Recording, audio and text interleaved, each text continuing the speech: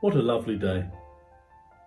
I have spent all morning lying on the grass in front of my house, under the enormous tree which shelters the whole of it.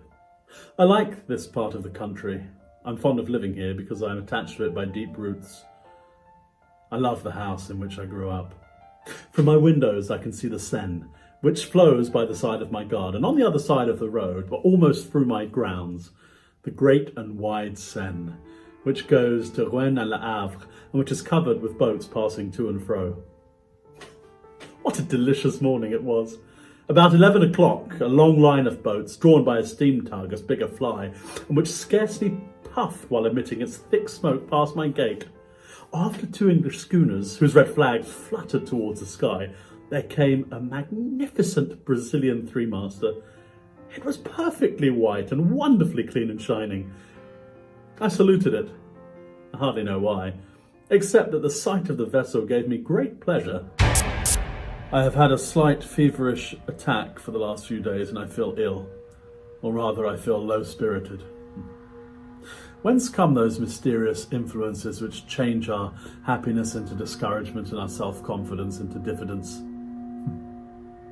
One might almost say that the air, the invisible air, is full of unknowable forces whose mysterious presence we have to endure.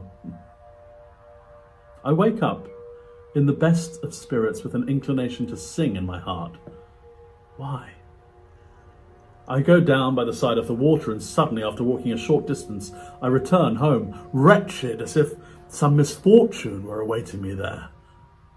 Why? Is it a cold shiver which, passing over my skin, has upset my nerves and given me a fit of low spirits? How profound that mystery of the invisible is. We cannot fathom it with our miserable senses. Our eyes are unable to perceive what is either too small or too great, too near to or too far from us. We can see neither the inhabitants of a star nor of a drop of water. I am ill. Decidedly. I was so well last month. I am feverish, horribly feverish, or rather I am in a state of feverish weakness which makes my mind suffer as much as my body. I have, without ceasing, the horrible sensation of some danger threatening me, the apprehension of some coming misfortune or of approaching death. A foreboding which is no doubt an attack of some illness still unnamed. I have just come from consulting my medical man, for I can no longer get any sleep. He found that my pulse was high, my eyes dilated, my nerves highly strung, but no alarming symptoms. I must have a course of shower baths and bromide of potassium. No change. My state is really very peculiar. As the evening comes on, an incomprehensible feeling of disquietude seizes me, just as if night concealed some terrible menace toward me. I dine quickly and then I try to read, but I do not understand the words and can scarcely distinguish the letters. Then I walk up and down my drawing room, oppressed by a feeling of confused and irresistible fear, a fear of sleep and a fear of my bed. About 10 o'clock I go up to my room. As soon as I have entered, I lock and bolt the door. I am frightened. Of what? Up till the present time I have been frightened of nothing. I open my cupboards and look under my bed. I listen. To what? I go to bed and I wait for sleep as a man might wait for the executioner. I wait for its coming with dread, and my heart beats and my legs tremble while my whole body shivers beneath the warmth of the bedclothes until the moment when I suddenly fall asleep, as a man throws himself into a pool of stagnant water in order to drown. I do not feel this insidious sleep coming over me as I used to, but a sleep which is close to me and watching me, which is going to seize me by the head, to close my eyes and annihilate me. I sleep a long time, 2 or 3 hours perhaps, then a dream, no, a nightmare lays hold on me. I feel that I am in bed, asleep. I feel it and I know it, and I feel also that somebody is coming close to me, is looking at me, touching me, is getting onto my bed, is kneeling on my chest, is taking my neck between his hands and squeezing it with all his might in order to strangle me. I struggle, bound by that terrible powerlessness which paralyzes us in our dreams. I try to cry out, but I cannot. I want to move, I cannot. I try with the most violent efforts and out of breath to turn over and throw off this being which is crushing and suffocating me. I cannot. And then suddenly I wake up, shaken and bathed in perspiration. I light a candle and find that I'm alone, and after that crisis, which occurs every night, I at length fall asleep and slumber tranquilly till morning. My state has grown worse. What is the matter with me? The bromide does me no good, and the shower baths have no effect whatever. Sometimes, in order to tire myself out, though I am fatigued enough already, I go for a walk in the forest. I used to think at first that the fresh light and soft air with the odour of herbs and leaves would instill new life into my veins and impart fresh energy to my heart. One day, I diverged through a narrow path between two rows of exceedingly tall trees. A sudden shiver ran through me. Not a cold shiver, but a shiver of agony. And so I hastened my steps, uneasy at being alone in the wood, frightened stupidly at the profound solitude. Suddenly it seemed as if I were being followed, that somebody was walking at my heels, close, quite close to me, near enough to touch me. I turned round suddenly, but I was alone. I saw nothing behind me except the straight, broad bridleway, empty and bordered by high trees, horribly empty. On the other side also it extended until it was lost in the distance and looked just the same, terrible. I closed my eyes. Why? And then I began to turn round on one heel very quickly, just like a top. I nearly fell down and opened my eyes. The trees were dancing round me and the earth heaved. I was obliged to sit down. Then, I no longer remembered how I had come. What a strange idea. What a strange idea. I did not the least know. I started off to the right and got back into the avenue which had led me into the middle of the forest. I have had a terrible night. I shall go away for a few weeks, for no doubt a journey will set me up again. I have come back quite cured and have had a most delightful trip into the bargain. I have been to Mont Saint-Michel, which I had not seen before. What a sight! An extraordinarily large bay lay extended before me, as far as my eyes could reach, between two hills which were lost to sight in the mist, and in the middle of this immense yellow bay, under a clear golden sky, a peculiar hill rose up, sombre and pointed in the midst of the sand. The sun had just disappeared, and under the still flaming sky stood out the outline of this fantastic rock, which bears on its summit a picturesque monument. At daybreak I went to it. The tide was low, as it had been the night before, and I saw that wonderful abbey rise up before me as I approached it. Having climbed the steep and narrow street, I entered the most wonderful Gothic building that has ever been erected to God on earth, large as a town, and full of low rooms which seem buried beneath vaulted roofs, and of lofty galleries supported by delicate columns. When I had reached the summit, I said to the monk who accompanied me, "Father, how happy you must be here." And so we began to talk while watching the rising tide which ran over the sand.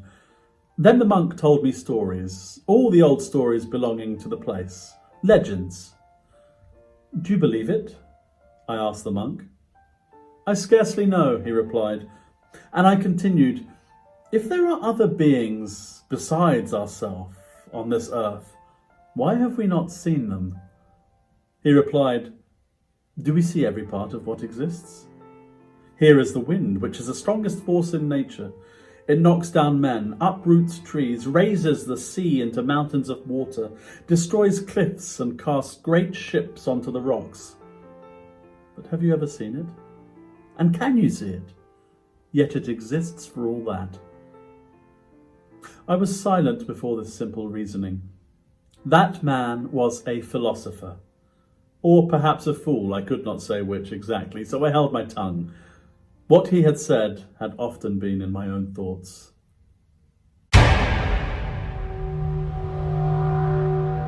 I have slept badly. Certainly there is some feverish influence here, for my coachman is suffering in the same way I am.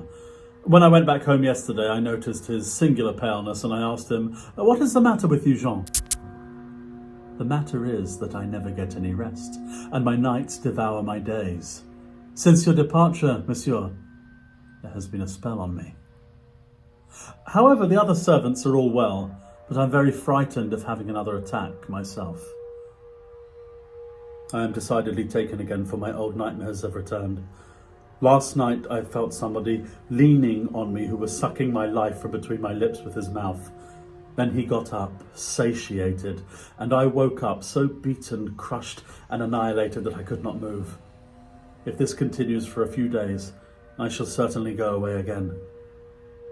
Have I lost my reason? What has happened? What I saw last night is so strange that my head wanders when I think of it. As I do now every evening, I had locked my door, then being thirsty, I drank half a glass of water, and I accidentally noticed that the water bottle was full up to the cut glass stopper. Then I went to bed and fell into one of my terrible sleeps, from which I was aroused in about 2 hours by a still more terrible shock. Picture to yourself a sleeping man who is being murdered, who wakes up with a knife in his chest, a gurgling in his throat, is covered with blood, can no longer breathe, is going to die, and does not understand anything at all about it. There you have it. Having recovered my senses, I was thirsty again, so I lighted a candle and went to the table on which my water bottle was. I lifted it up and tilted it over my glass, but nothing came out. It was completely empty. I looked at it with fixed eyes, trying to solve the puzzle, and my hands trembled. Somebody had drunk the water, but who? I? It could surely only be I. In that case, I was a somnambulist, was living without knowing it, that double mysterious life which makes us doubt whether there are not two beings in us, whether a strange, unknowable and invisible being does not, during our moments of mental and physical torpor, animate the inert body, forcing it to a more willing obedience than it yields to ourselves. I remained sitting until it was daylight, without venturing to go to bed again.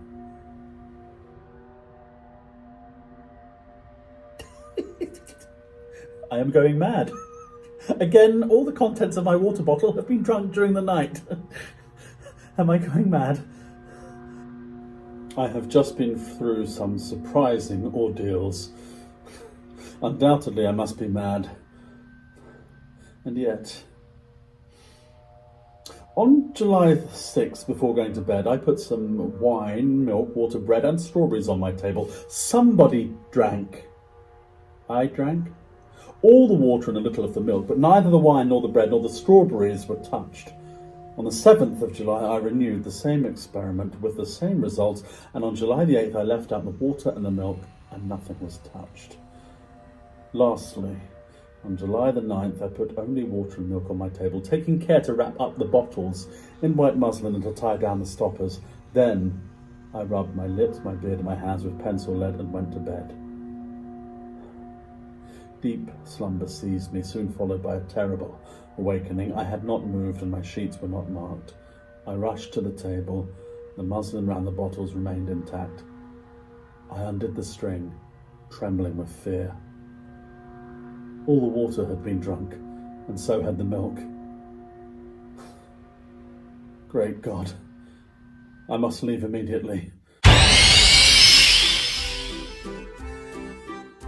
Paris. I must have lost my head during the last few days. Amid the jostling of the crowd, I thought of my terrors and surmises of the previous week because I believed, yes, I believed that an invisible being lived beneath my roof. How weak our mind is, how quickly it is terrified and unbalanced as soon as we are confronted with a small, incomprehensible fact. I came back to my own house yesterday. Everything is going on well. Nothing fresh.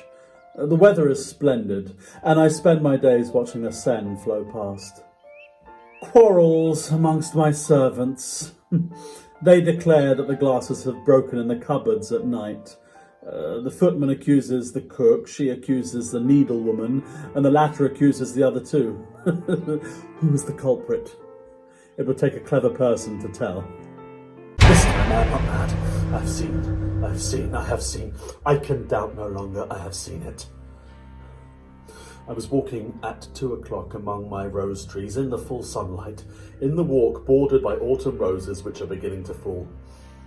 As I stopped to look at one which had 3 splendid blooms, I distinctly saw the stalk of one of the roses bend close to me, as if an invisible hand had bent it, and then break, as if that hand had picked it.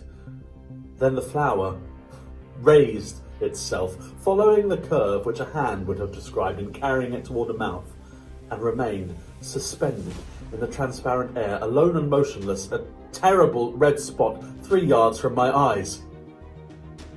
In desperation, I rushed at it to take it. I found nothing. It had disappeared. But was it a hallucination? I turned to look for the stalk and I found it, immediately under the bush, freshly broken between the other 2 roses which remained on the branch. I returned home then, with a much disturbed mind, for I am certain now, certain as I am of the alternation of day and night, that there exists close to me an invisible being who lives on milk and on water, who can touch objects, take them and change their places, who is consequently endowed with a material nature, although imperceptible to sense, and who lives, as I do, under my roof. I slept tranquilly. He drank the water out of my decanter, but did not disturb my sleep. I asked myself whether I am mad. As I was walking just now in the sun by the riverside, doubts as to my own sanity arose in me, not vague doubts such as I have had hitherto, but precise and absolute doubts. I thought of all this as I walked by the side of the water. The sun was shining brightly on the river, and it filled me with love for life, for the swallows, whose swift agility is always delightful in my eyes, for the plants by the riverside, whose rustling is a pleasure to my ears. By degrees, however, an inexplicable feeling of discomfort seized me. It seemed to me as if some unknown force were numbing and stopping me, were preventing me from going further, and were calling me back. I therefore returned, despite myself, feeling certain that I should find some bad news awaiting me, a letter or a telegram. There was nothing, however, and I was surprised and uneasy. I spent a terrible evening yesterday. He does not show himself anymore, but I feel that he is near me, watching me, looking at me, penetrating me, dominating me, and more terrible to me when he hides himself thus than if he were to manifest his constant and invisible presence by supernatural phenomena. However, I slept. Nothing, but I am afraid. Still nothing. I cannot stop at home with this fear hanging over me and these thoughts in my mind. I shall go away. 10 o'clock at night. All day long I have been trying to get away and have not been able. I contemplated a simple and easy act of liberty, a carriage ride to Rouen. and I have not been able to do it. What is the reason? I have no longer any strength, any courage, any self-control, nor even any power to set my own will in motion. I have no power left to will anything, but someone does it for me, and I obey. I am lost. Somebody possesses my soul and governs it. Somebody orders all my acts, all my movements, all my thoughts. I am no longer master of myself. Nothing except an enslaved and terrified spectator of the things that I do. I wish to go out, I cannot. He does not wish to, and so I remain, trembling and distracted in the armchair in which he keeps me sitting. I merely wish to get up and to rouse myself, so as to think that I am still master of myself. I cannot. I am riveted to my chair, and my chair adheres to the floor in such a manner that no force of mine can move us. Then suddenly, I must go to the foot of my garden to pick some strawberries and eat them. And I go there. I pick the strawberries and I eat them. Oh my God, is there a God? If there be one, deliver me, save me, succour me, pardon, pity, mercy, save me! Oh, what sufferings, what torture, what horror! Who is he, this invisible being that rules me, this unknowable being, this rover of a supernatural race? Invisible beings exist, then. How is it, then, that since the beginning of the world they have never manifested themselves in such a manner as they do to me? I have never read anything that resembles what goes on in my house. Oh, if I could only leave it, if I could only go away and flee and never return, I should be saved. But I cannot. I managed to escape today. For 2 hours. Like a prisoner who finds the door of his dungeon accidentally open. I suddenly felt that I was free and that he was far away, and so I gave orders to put the horses in as quickly as possible, and I drove to Rouen.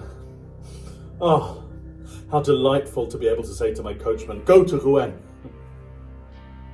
I made him pull up before the library, and I begged them to lend me Dr. Hermann Erastus's treatise on the unknown inhabitants of the ancient and modern world. Then, as I was getting into my carriage, I intended to say, "To the railway station!" But instead of this, I shouted. I did not speak, but I shouted, in such a loud voice that all the passers-by turned round. "Home!" And I fell back to the cushion of my carriage, overcome by mental agony. He had found me out and regained possession of me. Oh, what a night, and yet it seems to me that I ought to rejoice. I read until 1 o'clock in the morning. Erastus, Doctor of Philosophy and Theogony, wrote the history and the manifestation of all those invisible beings which hover around man, or of whom he dreams. He describes their origin, their domains, their power, but none of them resembles the one which haunts me. Having therefore read until 1 o'clock in the morning, I went and sat down at the open window in order to cool my forehead and my thoughts in the calm night air. It was very pleasant and warm. How I should have enjoyed such a night formerly. I fell asleep dreaming thus in the cool night air, and then, having slept for about 3/4 of an hour, I opened my eyes without moving, awakened by an indescribably confused and strange sensation. At first I saw nothing, and then suddenly it appeared to me as if a page of the book, which had remained opened on my table, turned over of its own accord. Not a breath of air had come in at my window, and I was surprised, and waited. In about 4 minutes, I saw, with my own eyes, another page lift itself up and fall down on the others, as if a finger had turned it over. My armchair was empty, appeared empty, but I knew that he was there. He, and sitting in my place, and that he was reading. With a furious bound, the bound of an enraged wild beast that wishes to attack its tamer, I crossed my room to seize him, to strangle him, to kill him. But before I could reach it, my chair fell over, as if somebody had run away from me. My table rocked, my lamp fell and went out, and my window closed, as if some thief had been surprised and had fled out into the night, shutting it behind him. So he had run away. He had been afraid. He afraid of me. I know all. I have just read the following in the Revue du Monde Scientifique. A curious piece of news comes to us from Rio de Janeiro. Madness.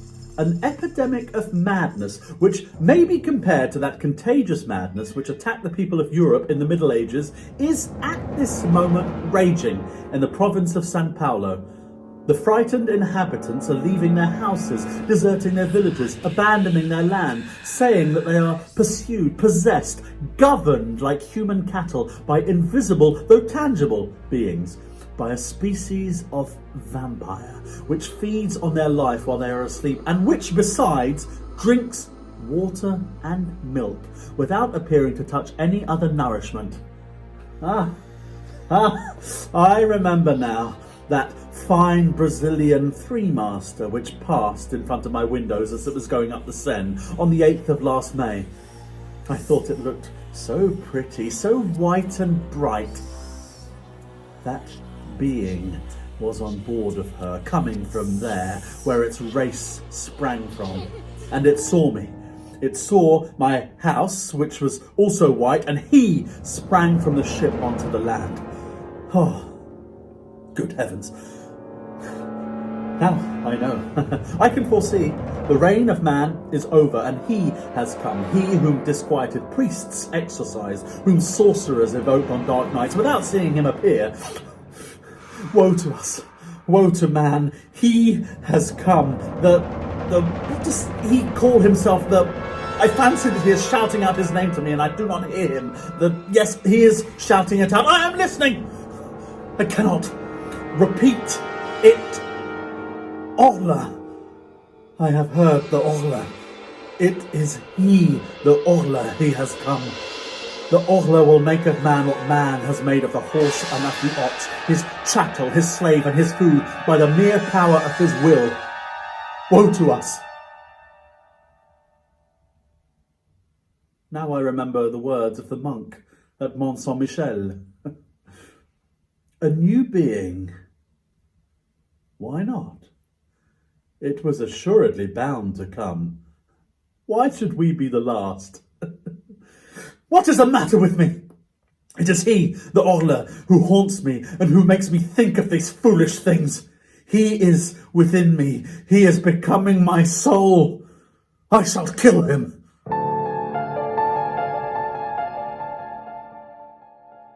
I shall kill him. I have seen him. Yesterday I sat down at my table and pretended to write very assiduously. I knew quite well that he would come prowling round me, quite close to me, so close that I might perhaps be able to touch him, to seize him, and then I should have the strength of desperation. I should have my hands, my knees, my chest, my forehead, and my teeth, to strangle him, to crush him, to bite him, to tear him to pieces. And I watched for him with all my overexcited nerves. I had lighted my 2 lamps and the 8 wax candles on my mantelpiece, as if by this light I should discover him. My bed, my old oak bed with its columns, was opposite to me. On my right was the fireplace. On my left, the door, which was carefully closed after I had left it open for some time in order to attract him. Behind me was a very high wardrobe with a looking-glass in it, which served me to dress by every day, and in which I was in the habit of inspecting myself from head to foot every time I passed it. So I pretended to be writing in order to deceive him, for he also was watching me. And suddenly I was certain that he was reading over my shoulder, that he was there, almost touching my ear. I got up so quickly, with my hands extended, that I almost fell. Horror. It was as bright as midday, but I did not see myself in the glass. It was empty, clear, profound, full of light. But my figure was not reflected in it, and I was opposite it. I saw the large, clear glass from top to bottom, and I looked at it with unsteady eyes. I did not dare advance. I did not venture to make a movement, feeling certain, nevertheless, that he was there, but that he would escape me again, he whose imperceptible body had absorbed my reflection. How frightened I was. And then suddenly I began to see myself through a mist in the depths of the looking glass, in a mist, as it were, or through a veil of water, and it seemed to me as if the water were flowing slowly from left to right and making my figure clearer every moment. It was like the end of an eclipse. Whatever hid me did not appear to possess any clearly defined outlines, but was a sort of opaque transparency which gradually grew clearer. I had seen him. How could I kill him, since I could not get hold of him? Poison? Then he would see me mix it with the water, and then would our poisons have any effect on his impalpable body? No doubt about that matter. Then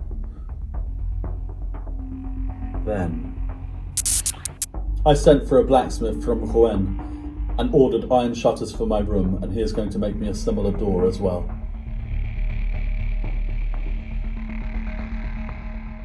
Rouen, Hotel Continental.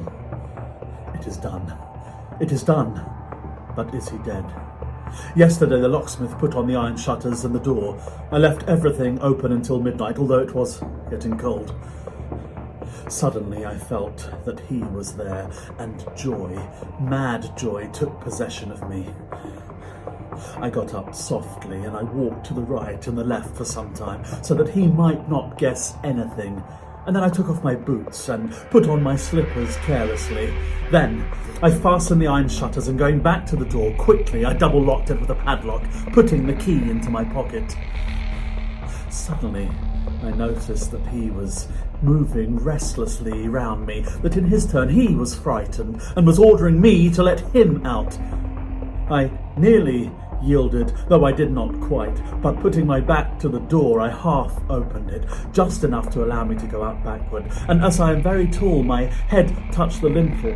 I was quite sure that he had not been able to escape, and I shut him up, quite alone. What happiness! I had him fast. Then I ran downstairs into the drawing room, which was under my bedroom. I took the 2 lamps and poured all the oil onto the carpet, the furniture everywhere. Then I set fire to it, and I made my escape, after having carefully double-locked the door. I went and hid myself at the bottom of the garden, in a clump of laurel bushes. How long it was. Everything was dark, silent, motionless. Not a breath of air, and not a star, but heavy banks of clouds which one could not see, but which weighed, oh, so heavily on my soul. I looked at my house and waited. How long it was! I already began to think that the fire had gone out of its own accord, or that he had extinguished it, when one of the lower windows gave way under the violence of the flames, and a long, soft, caressing sheet of red flame mounted up the white wall and kissed it as high as the roof. The light fell onto the trees, the branches and the leaves, and a shiver of fear pervaded them also. The birds awoke, a dog began to howl, and it seemed to me as if the day were breaking. Almost immediately 2 other windows flew into fragments, and I saw that the whole of the lower part of my house was nothing but a terrible furnace. But a cry, a horrible, shrill, heart-rending cry, a woman's cry, sounded through the night, and 2 garret windows were opened. I had forgotten the servants. I saw the terror-struck faces and the frantic waving of their arms. Then, overwhelmed with horror, I ran off to the village, shouting, "Help! Help! Fire! Fire!" meeting some people who were already coming onto the scene. I went back with them to see. By this time the house was nothing but a horrible and magnificent funeral pile. A monstrous pyre which lit up the whole country. A pyre where men were burning and where he was burning also. He, my prisoner, that new being, the new master, the Horla. Suddenly the whole roof fell in between the walls and a volcano of flames darted up to the sky. Through all the windows which opened onto that furnace, I saw the flames darting, and I reflected that he was there, in that kiln, dead. Dead? Perhaps. His body? Was not his body, which was transparent, indestructible by such means as would kill ours? If he were not dead, perhaps time alone has power over that invisible and formidable being. Why this transparent, unrecognizable body, this body belonging to a spirit, if it also had to fear ills, infirmities, and premature destruction? No. There is no doubt about it. He is not dead. Then, I suppose I must kill myself.